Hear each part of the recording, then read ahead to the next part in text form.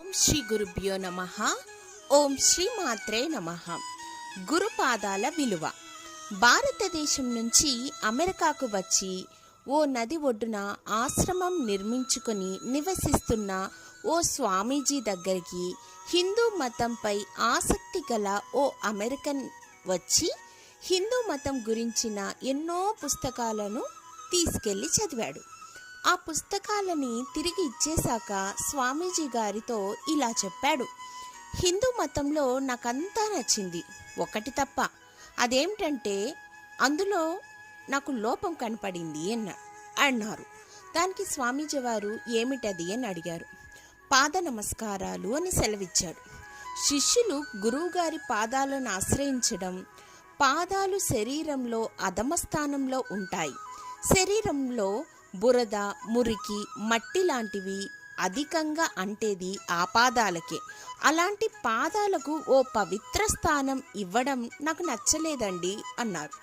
గురువు శరీరంలోని ఏదో ఒక అవయవం మీద గౌరవాన్ని ప్రదర్శించాలనుకున్నప్పుడు అది ఉన్నత స్థాయిలోని శిరస్సు పట్ల ప్రదర్శిస్తే బాగుండేది అనిపిస్తోంది. గురువుగారి కాలి బొటనవేళ్ల నుంచి గంగా, యమునలు ప్రవహిస్తూ ఉంటాయని, ఆ నీటిని శిష్యుడు తల మీద చల్లుకుంటే పవిత్రుడవుతాడని చదివాను. కానీ అదంతా ఊహతో కూడిన కల్పన తప్ప అందులో నిజం ఎక్కడుంది అని అడిగాడు ఆ అమెరికన్ సీనియర్. ఓకేనా? ఇప్పుడు స్వామీజీ గారు చిన్న చిరునవ్వు నవ్వి, అలా నది వద్దకు వెళ్ళి మాట్లాడుకుందాం పదా అనేసి అతన్ని తీసుకెళ్లారు. ఇద్దరు నది ఒడ్డుకి వెళ్ళారు. అక్కడ కొందరు జాలర్లు నదిలో ఉన్న చేపలు పడుతున్నారు.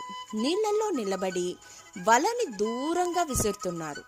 వలలో చేపలు పడ్డాక వాటిని పట్టుకొని బుట్టలో వేసుకొని మళ్ళీ వలని దూరంగా విసురుతున్నారు. జాలర్ల వలలో ఏ చేపలు పడుతున్నాయి, వారి పాదాల వద్ద ఉన్నవా లేక దూరంగా ఉన్న చేపలా అని ప్రశ్నించారు స్వామీజీ గారు. దూరంగా ఉన్నవే అని సెలవిచ్చాడు అమెరికన్ వ్యక్తి. భగవంతుడు ఆ జాలరి లాంటివాడు. అతని చేతిలోని వల మాయా.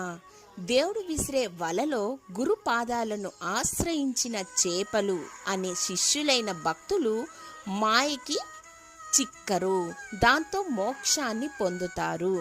గురు పాదాలను ఆశ్రయించకుండా వాటికి దూరంగా ఉండే జీవులు మాయలో చిక్కుకొని జనన మరణ చక్రంలో పడి కొట్టుకుంటా ఉంటారు అని వివరంగా చెప్పారు స్వామీజీ వారు. గురు పాదాల మహిమను వర్ణించే శక్తి సామర్థ్యాలు ఎవరికీ లేవు.